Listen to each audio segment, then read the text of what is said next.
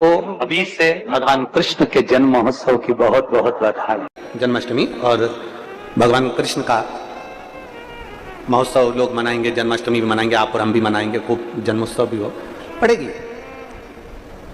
पर क्या श्रीमद् भागवत कथा कहती है क्या भगवान कृष्ण का जन्म केवल जन्मोत्सव एक ही दिन मनाना चाहिए? श्रीमद् भागवत कथा में वेद व्यास जी वर्णन करते हैं, सुखदेव जी महाराज राजा परीक्षित से कहते हैं कि अपने दिल में रोज मनना चाहिए कि आज मेरा कृष्ण मेरे हृदय में प्रकट हुआ है, आज मेरा कृष्ण मेरे हृदय में प्रकट हुआ है, आज मेरा कृष्ण मेरे नगर में प्रकट हुआ है, आज मेरा कृष्ण मेरी रोमावली में प्रकट हुआ है, आज मेरा कृष्ण मेरी चित्तवृत्ति में प्रकट हुआ है, आज मेरा कृष्ण मेरे नयनों में प्रकट हुआ है, आज मेरा कृष्ण मेरी श्रवण शक्ति में प्रकट हुआ है, आज मेरा कृष्ण मेरी श्वासों में प्रकट हुआ है, आज मेरा कृष्ण मेरे हृदय में, मेरे चित्त में, मेरी वृत्ति में प्रकट हुआ। केवल साल में एक दिन भगवान कृष्ण का जन्मोत्सव नहीं, रोज प्रतिदिन अपने भीतर भगवान के प्रागट्य का जन्मोत्सव होना चाहिए।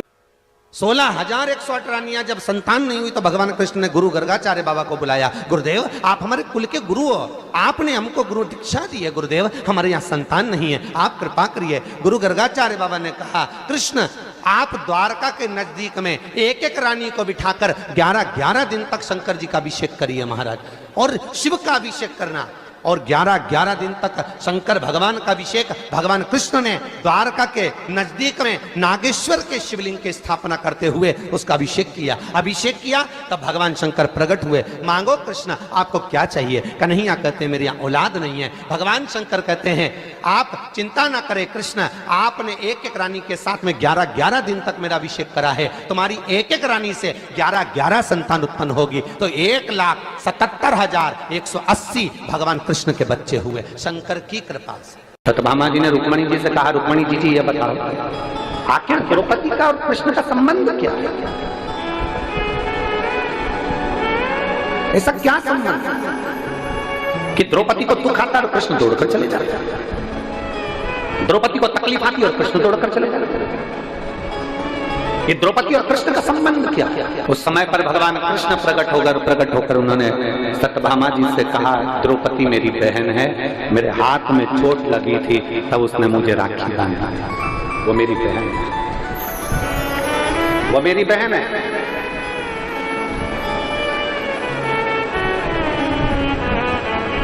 कृष्ण चले गए, फिर सत्यभामा बहुत प्रश्न करे, सत्यभामा जी ने फिर प्रश्न करा, रुक्मणी जी ये द्रौपदी को थोड़ी सी भी अक्ल नहीं है क्या? क्यों? रजस्वला धर्म से 3 दिन का रजो धर्म था इसका, और इसने हमारे स्वामी को पुकार लिया, भगवान को बुलाया और भगवान ने जाकर इसका चिन्ह बढ़ा दिया।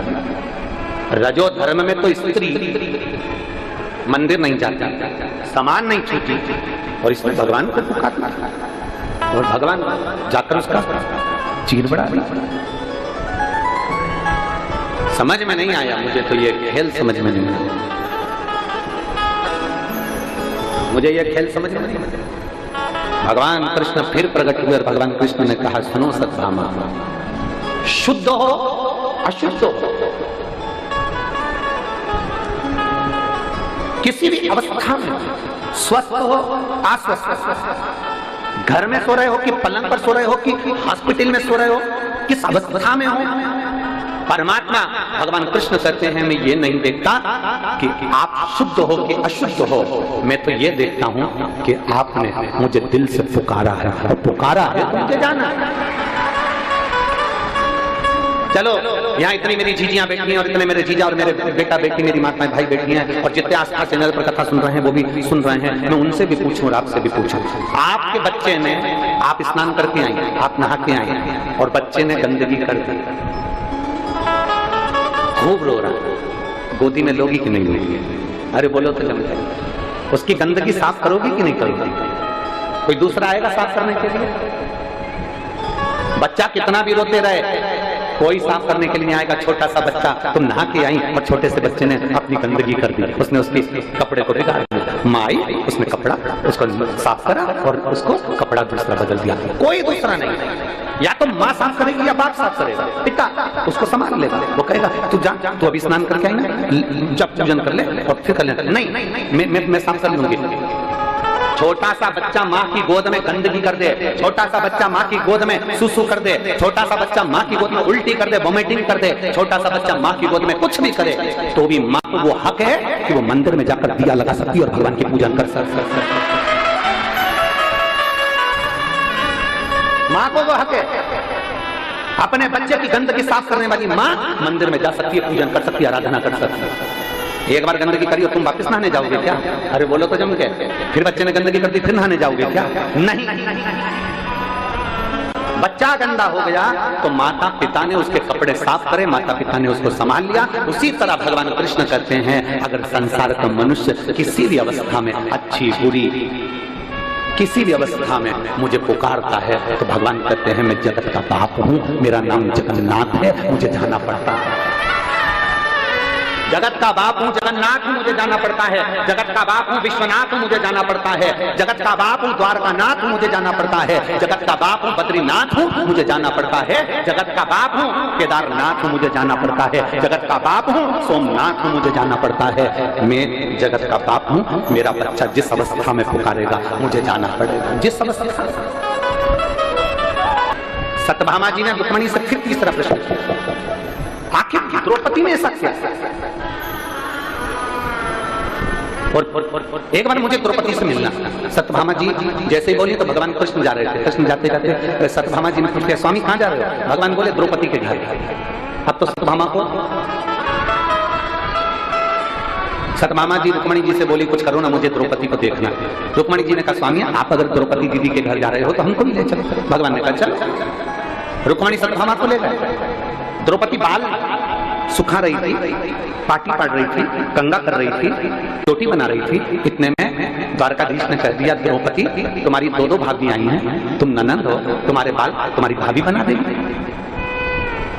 इतने में रुक्मिणी भी आगे बढ़ी बाल बनाने के लिए। सत्यभामा जी ने कोनी मारकर पीछे कर, तुम रुको, आज अच्छे से इसका बाल बना, आज मैं अच्छे से बाल बनाता। सत्यभामा जी आगे बढ़ी, बाल बनाते बनाते सत्यभामा जी ने एक बाल को चमके खींच लिया। खींचते से जैसे बाल खींचा, उसमें से आवाज आई, हे कृष्ण। कौन सी आवाज आई? हे कृष्ण। सत्यभामा जी को लगा द्रौपदी के केश में से आवाज। फिर खींचा, फिर आवाज आई, हे कृष्ण। फिर खींचा, फिर आवाज आई, हे कृष्ण। सत्यभामा जी रुक्मिणी जी से बोली, समझ में नहीं आ रहा।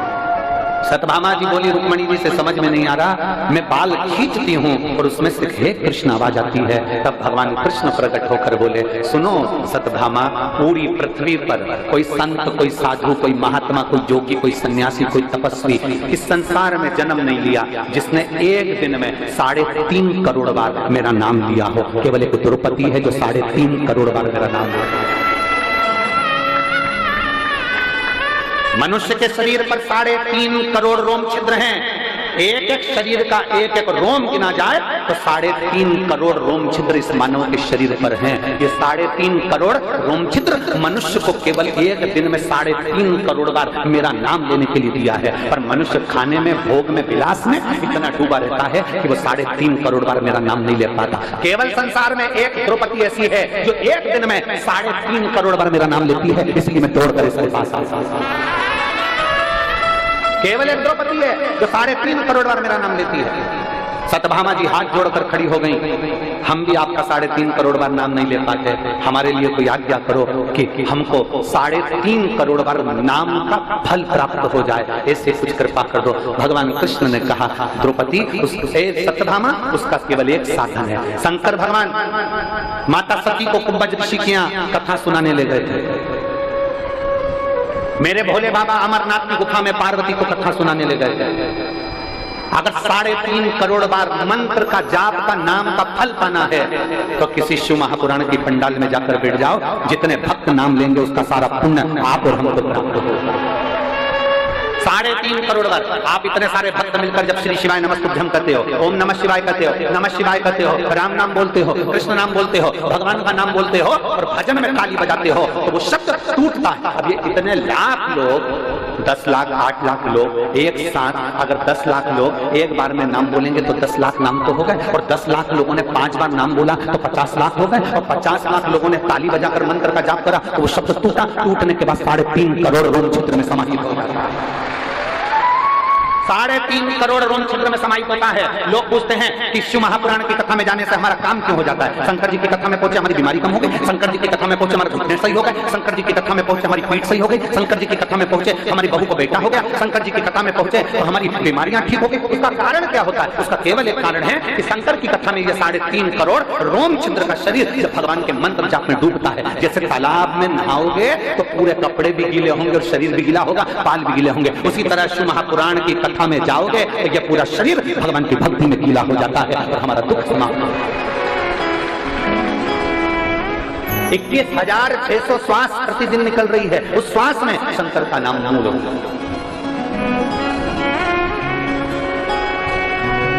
ये जितनी माताएं आई ना, आप में से लिख के रख लेना, कई माताओं के पत्र अमलेश्वर महादेव, अमलेश्वर की कथा में हम खुद पढ़कर सुनाएंगे कि आपके पत्र, आपके पत्र हैं। अगर दिल से कथा सुनिए और विश्वास के साथ सुनिए, भरोसा कर सुनिए कि मुझे मेरे बाबा से मतलब है, मेरा बाबा मेरा काम करेगा, मतलब भरोसा पक्का है, मेरा भरोसा टूटने वाला नहीं है। शास्त्र कहता है अरबों खरबों राधा जी की सुंदरता को इकट्ठा करो और उसकी सुंदरता का चूरा बना के पुतला बना दो। इतना कृष्ण मेरा सुंदर था, इतना सुंदर मेरा ठाकुर था, इतना सुंदर, जो देखता स्तुप्त हो जाता। भगवान दुबले पतले थे, दुबले पतले नहीं थे, कपड़े तो सिले हुए पहनते ही नहीं था। मैया ने नीचे एक झबला ऐसा बनाया था जिसमें नीचे सोने की चेन लटकती थी, उसमें घुंघरू लटकते थे, और जंगा छोटी छोटी ऐसी मोटी मोटी, पाँव में कड़ला, हाथ में सुंदर काले मोती और सोने के मोती की पौची, गले में माला, बड़ा बड़ा आंख, आंख में भी सुरमा, सुरमा में भी एक आंख का सुरमा पूरा बिल्ला जैसा, एक सही रहता था, एक हमेशा बिगाड़ लेता था, रोता था तो एक ही मलता था, बिल्ला जैसा हो जाता था।